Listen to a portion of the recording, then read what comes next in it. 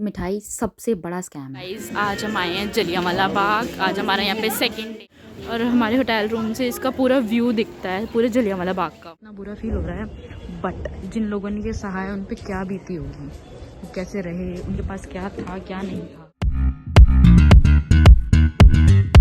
Hello friends, Radhe Radhe, welcome back to my channel and this is part 3 of Amritsar series. और ये night का view था। So this is the joining vlog of retreat ceremony के बाद का। And हम रात को गए थे एक फेमस शॉप पे, बंटी मोमोज शॉप पे, और यहाँ पे चाप भी बहुत बढ़िया मिलती है। तो हमने कुछ स्पेसिफिक जगहें चूज़ कर रखी थी व्लॉग्स वगैरह देखकर, तो हम वहीं पे रिव्यू वगैरह देने गए थे। एंड मोमोज, इनके पनीर मोमोज लिए थे, बहुत ज़्यादा अच्छे थे। एंड चाप भी इनकी बहुत अच्छी थी। तो मैं ये नहीं कहूँगी कि खाना बेकार था, दोनों ही चीज़ें बहुत अच्छी थी। तो आप यहाँ पे जा सकते हो अगर आप गोल्डन टेम्पल के पास जा रहे हो।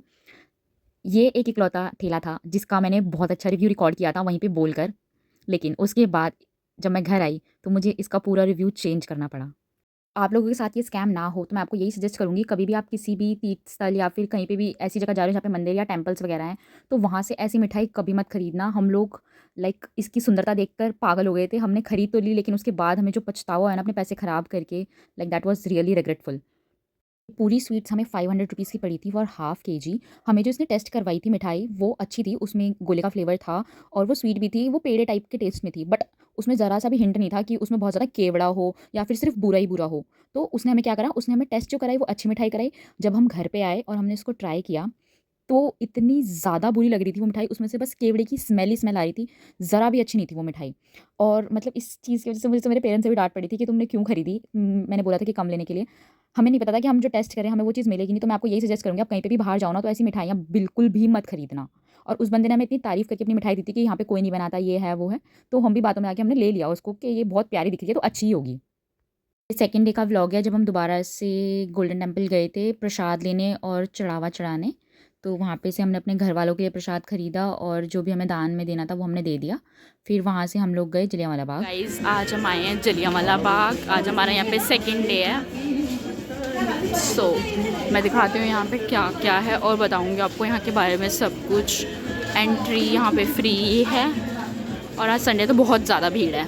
हम कल जा सकते थे बट हमारा फिर बॉर्डर वाला रिट्रीट मिस हो जाता, तो इसलिए हमने अपने लास्ट डे का रखा क्योंकि हमारे होटल के जस्ट सामने है और हमारे होटल रूम से इसका पूरा व्यू दिखता है, पूरे जलियांवाला बाग का।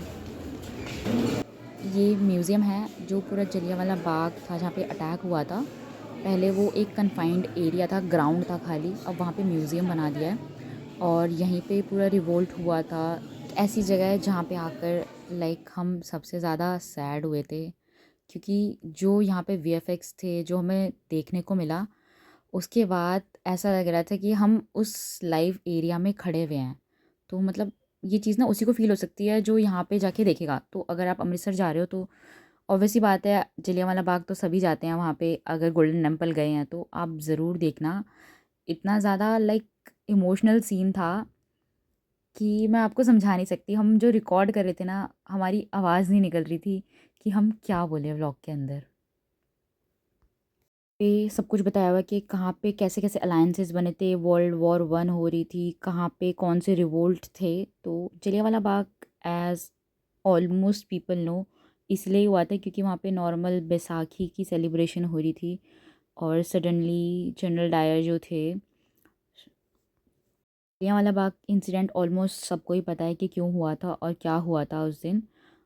बट फिर भी फॉर अ ब्रीफ मैं आपको बता देती हूँ कि उस दिन नॉर्मल बैसाखी सेलिब्रेशन चल रहा था जैसे लोग करते थे, लेकिन उस टाइम पर ऐसा कानून लागू कर दिया था ब्रिटिशर्स ने। जो जनरल डायर थे, रेजिनल्ड डायर उनका प्रॉपर नेम था, रेजिनल्ड डायर। तो उन्होंने ये लागू कर दिया था कि आप लोग कहीं पे भी ग्रुप्स नहीं बना सकते हो, और ना ही जो ग्रुप्स बनाता हुआ दिखा जाएगा तो उनको या तो कैद कर लिया जाएगा या उनको मार दिया जाएगा। और उन्होंने जितनी छोटे से पैसेज था उस ग्राउंड का, 3 या 4 पैसेज थे, उन्होंने चारों गेट्स बंद कर दिए थे और ओपन फायर करी थी सब लोगों पर। जो रिकॉर्ड्स हैं वो शो करते हैं कि बहुत कम लोग मारे गए थे, बट एक्चुअल में it was more than 1500 people जो लोग मर गए थे।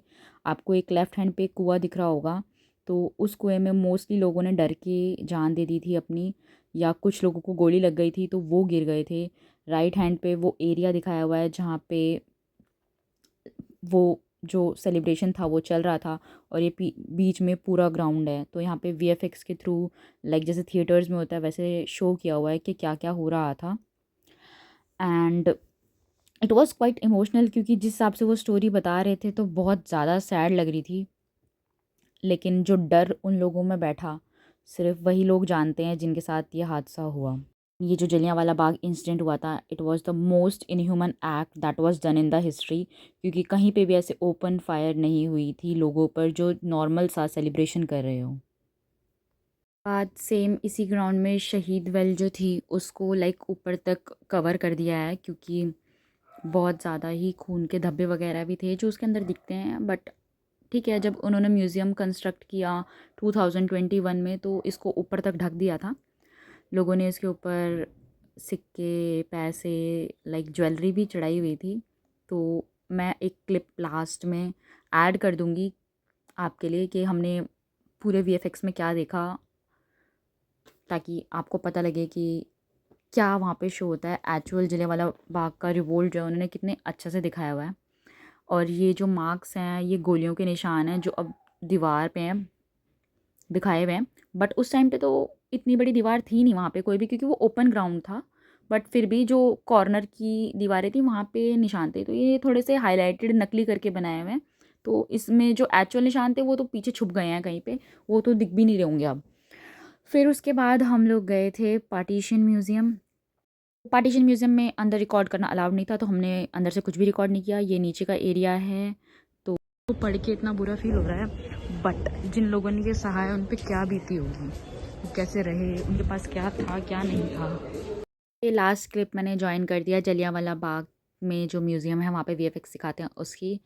एंड पार्टीशन म्यूज़ियम में भी हमें बहुत सारी चीज़ें ऐसी देखने को मिली, इतनी सारी stories milli.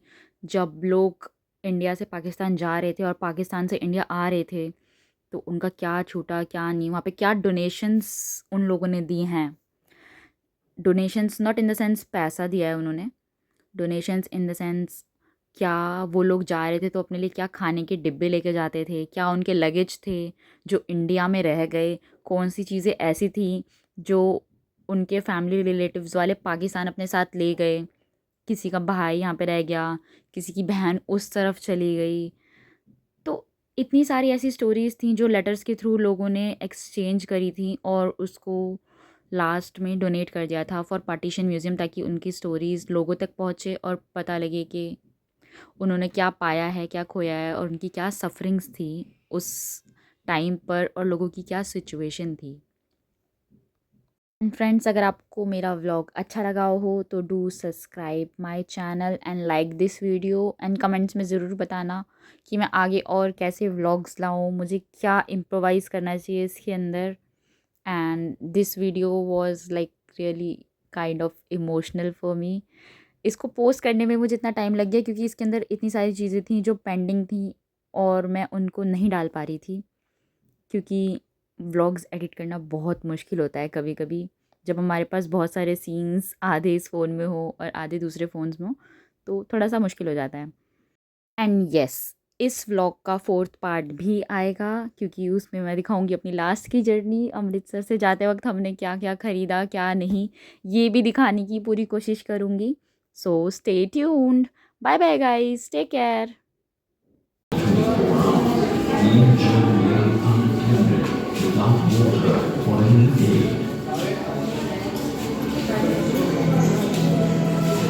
What an awesome sight.